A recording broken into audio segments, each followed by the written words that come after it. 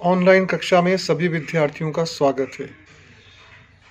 BA part 1 के सभी विद्यार्थी भी अब ऑनलाइन कक्षाओं का लाभ ले सकेंगे। राजनीति विज्ञान विषय में आज मैं आपको मौलिक अधिकारों और नीति निर्देशक तत्वों का अंतर समझाऊंगा। भारतीय संविधान में मौलिक अधिकार नागरिकों को प्रदान किए गए हैं, तो दूसरी ओर नीति निर्देशक तत्व राज्यों और सरकारों के लिए गाइडलाइंस के रूप में रखे गए हैं। मौलिक अधिकार नागरिकों के व्यक्तित्व के विकास के लिए प्रदान किए गए मूलभूत अधिकार हैं, जिनमें समानता का अधिकार, स्वतंत्रता का अधिकार, शोषण के विरुद्ध अधिकार, धार्मिक स्वतंत्रता का अधिकार, शिक्षा और संस्कृति का अधिकार, संवैधानिक उपचारों का अधिकार आदि सम्मिलित हैं। फिर नीति निर्देशक तत्व वे तत्व हैं जो कि राज्य के लिए और सरकार के लिए दिशा निर्देश हैं कि राज्य और सरकार को अपनी नीतियां बनाते समय कौन सी गाइडलाइंस को, कौन से दिशा निर्देशों को ध्यान में रखकर अपनी नीतियां बनानी हैं। सरकारें बदलती रहती हैं, कभी एक दल की सरकार आती है, कभी दूसरे दल की सरकार आती है, लेकिन हर सरकार को इन नीति निर्देशक सिद्धांतों को ध्यान में रखकर ही अपनी नीतियों का निर्माण करना होता है। तो मौलिक अधिकार और नीति निर्देशक तत्व, इनमें अंतर क्या है, ये हम पढ़ेंगे, समझेंगे। पहली बात जो है, जो मैंने अभी आपको समझाई, मैं फिर से रेखांकित करता हूं कि मौलिक अधिकार नागरिकों के लिए हैं और नागरिकों के व्यक्तित्व के विकास के लिए हैं, जबकि नीति निर्देशक तत्व राज्य और सरकार के लिए हैं, उनके लिए नीति निर्माण के लिए दिशा निर्देश हैं। तो पहला अंतर यही हुआ कि मौलिक अधिकार है नागरिकों के लिए और नीति निर्देशक तत्व हैं राज्य और सरकारों के लिए। दूसरा और सबसे महत्वपूर्ण अंतर जो है वो ये है कि मौलिक अधिकारों को न्यायिक संरक्षण प्राप्त है, जबकि नीति निर्देशक तत्वों को कोई न्यायिक संरक्षण प्राप्त नहीं है। यदि नागरिकों के किसी मौलिक अधिकार की उपेक्षा या उल्लंघन होता है तो नागरिक न्यायालय में जा सकते हैं और न्यायालय, सुप्रीम कोर्ट भी और हाई कोर्ट भी मौलिक अधिकारों की रक्षा का हक रखता है, जबकि नीति निर्देशक सिद्धांतों का क्रियान्वयन करना या ना करना ये पूरी तरह से सरकार की इच्छा पर निर्भर करता है।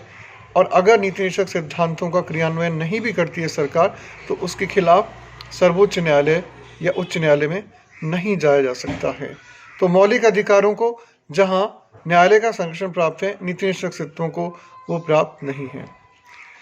तीसरा और प्रमुख अंतर यह है कि मौलिक अधिकार अपनी प्रकृति में राज्य और सरकार की दृष्टि से निषेधात्मक हैं, क्योंकि ये राज्य और सरकार को कुछ कार्य करने से रोकते हैं। क्या करने से रोकते हैं? ऐसे कार्य करने से रोकते हैं जिनसे कि मौलिक अधिकारों का उल्लंघन होता हो, जबकि नीति निर्देशक तत्व जो हैं वो प्रेरित करते हैं सरकार को कुछ ऐसे कार्य करने के लिए, कुछ अच्छी नीतियां बनाने के लिए, कुछ अच्छे कानून और निर्णय बनाने के लिए। तो राज्य या सरकार की दृष्टि से देखें तो मौलिक अधिकार उन्हें अधिकारों के उल्लंघन से रोकने के कारण उनके लिए नकारात्मक हैं, जबकि नीति निर्देशक तत्व उनके लिए सकारात्मक है, क्योंकि उन्हें अच्छी नीतियां बनाने के लिए प्रेरित करते हैं।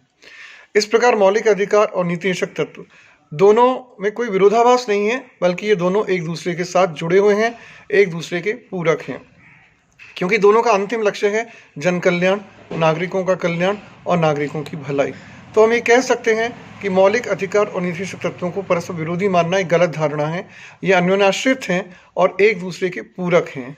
इसलिए मौलिक अधिकार और नीति निर्देशक तत्व दोनों अंततः जन कल्याण के लिए समर्पित हैं।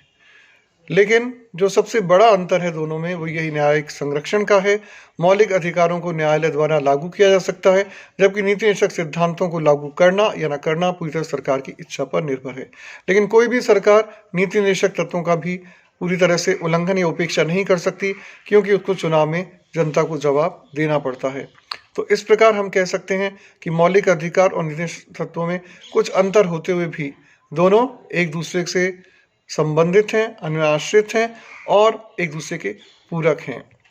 मौलिक अधिकार जो हैं वो नागरिकों को प्रदान किए गए हैं और नीति निर्देशक सिद्धांत जो हैं वो नागरिकों को प्रदान करने के बजाय सरकार को और राज्य को कुछ दिशा निर्देश के रूप में प्रदान किए गए हैं। आज के लिए इतना ही, धन्यवाद।